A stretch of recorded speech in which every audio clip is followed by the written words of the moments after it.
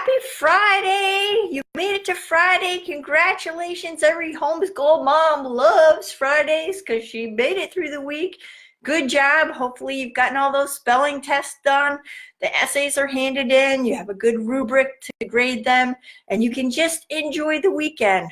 We tried to do a little extra cleaning up on Friday so we could enjoy Saturday and Sunday. So this is Elizabeth Estel at Christian Homeschool Mom. Thank you for joining me with my scheduling challenge this week. On Wednesday, we talked about how to make a schedule that would work for your family. And we ended up with a block schedule like this for all your children, including your little ones.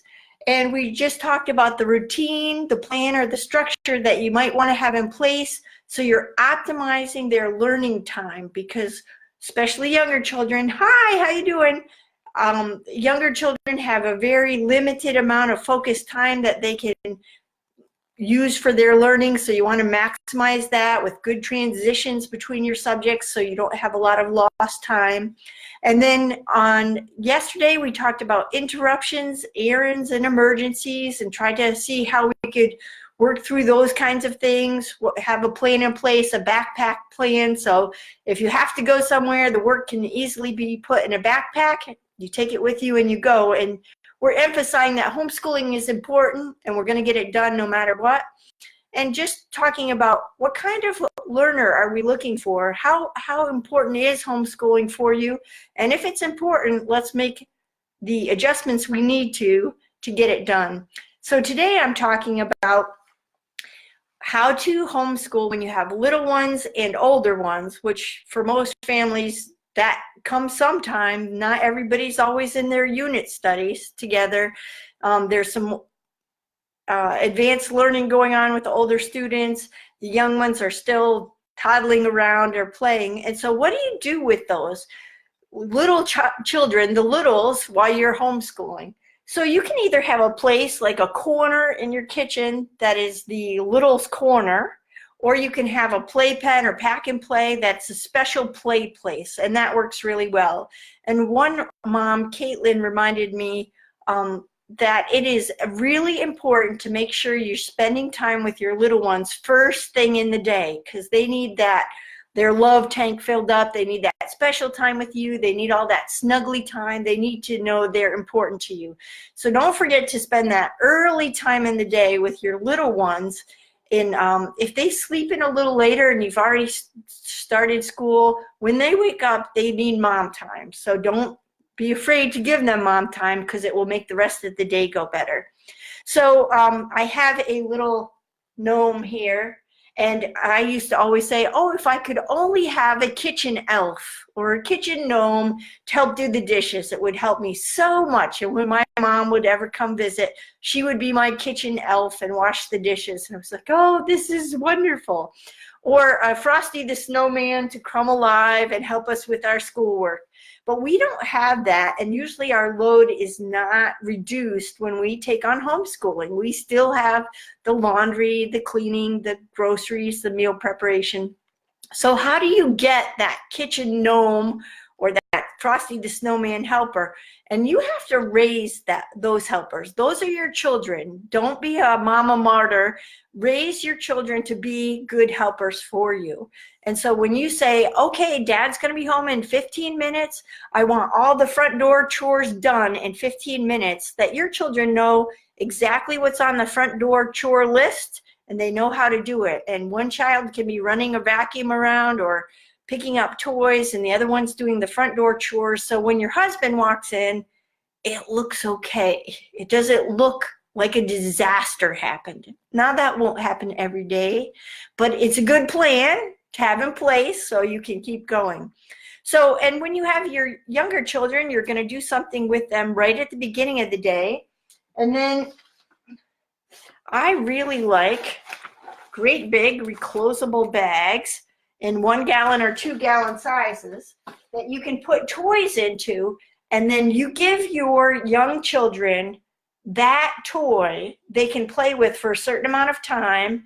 When the time's up or they're done with it, they put it back in the bag, you take the bag away, and they get another bag. Now, if you have material bags from some kind of product, you can put the little items in there.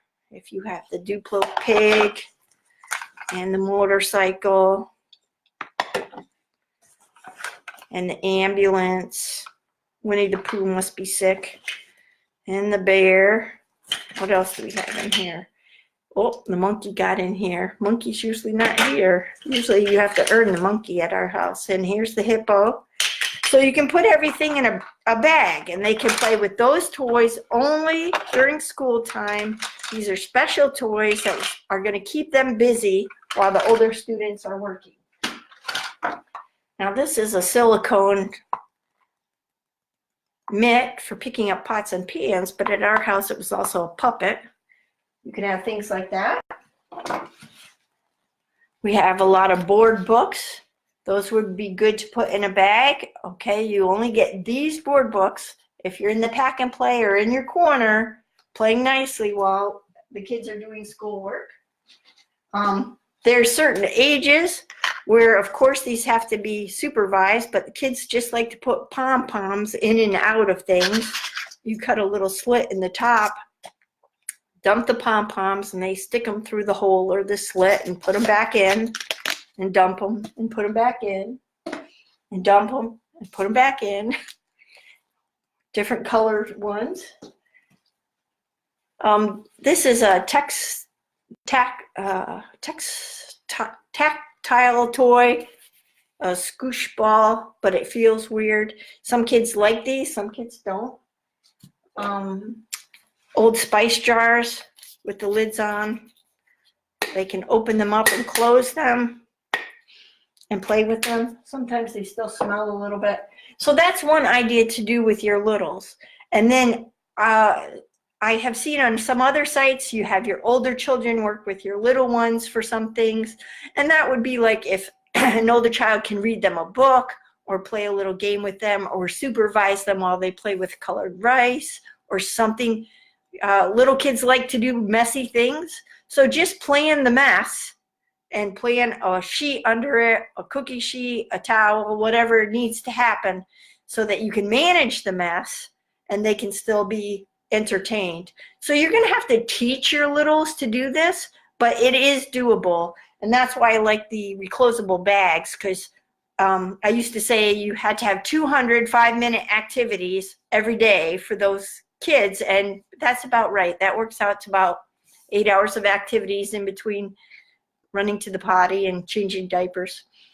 And then for meal planning and grocery shopping, if you have not homeschooled, it's going to change your whole meal planning routine as well, and grocery shopping. So you don't want to make things too complicated. So at the beginning, I recommend having 14 meals that your family likes that you can make easily. You know how to make them. It's good. You know what the ingredients are, and having that list of 14 foods and then add to that as you can. It's better than trying to have 35 different meals that you prepare and rotate through, and then you can't keep up with it. Start with 14 meals and then expand out from there. Now, I love to cook. I tried the once a month cooking. I didn't like it because I like to cook. Excuse me. So I wanted to do some meal prep and some cooking every day. So that didn't work for me, but I did do more meal prep kinds of things to be ready for meals. I tried to finish the homeschooling. We tried to finish by 5. Excuse me, I'm going to have to get a drink of water.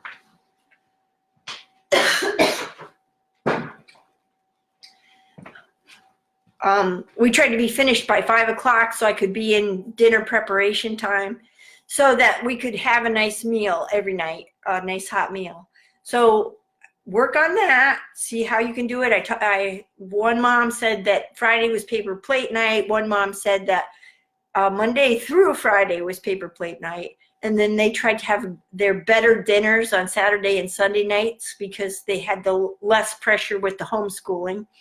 I really tried not to have any homeschooling on Saturday and Sunday because you yourself and your kids both need a break from it. And that will help them to keep going and managing things. And I was trying to think if there was anything else that I saw on scheduling. Oh, one lady was saying that she just lets her children manage their own time, and they just do schoolwork whenever the children are ready, and she doesn't have a set schedule because she wants the learning to be fun. And so I asked her, oh, what ages are your children? Well, they're like 5 and 3. So that is just the very beginning of homeschooling, and it's okay if you don't want to have a lot of structure at that point. But eventually, I really feel like the structure and the discipline of homeschooling is going to be good for the character of your child and also for optimizing learning. You really don't want your child to be in high school when they're 20 and 21 years old. Go ahead, fit it in, K through 12, get them done when they're 17 or 18, and let them move on with their life. There's a lot they can do, but don't coddle them. Let them do it. Let them take the challenge, and they'll do a good job.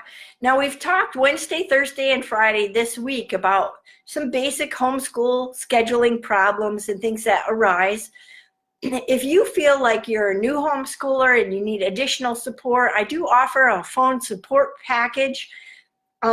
It's 8 weeks of phone calls, 8 calls over 8 weeks for $297 to just help you get into the homeschooling and be successful. Or if you've really come to a bump in the road and you can't figure out how to keep homeschooling and you really are dedicated to it, we can get you through over that hump and into one of our programs. And then all the resources I've talked about with different scheduling plans, different games, and all that's available. And you also get to be on my closed Facebook group.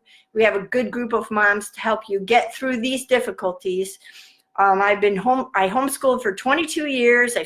I'm still involved with homeschooling, and there's a lot of resources out there. And if you need a little extra help, we're ready to help you and move you forward. So this is Elizabeth Estel at Homeschool Christian Mom. Thank you for joining me today.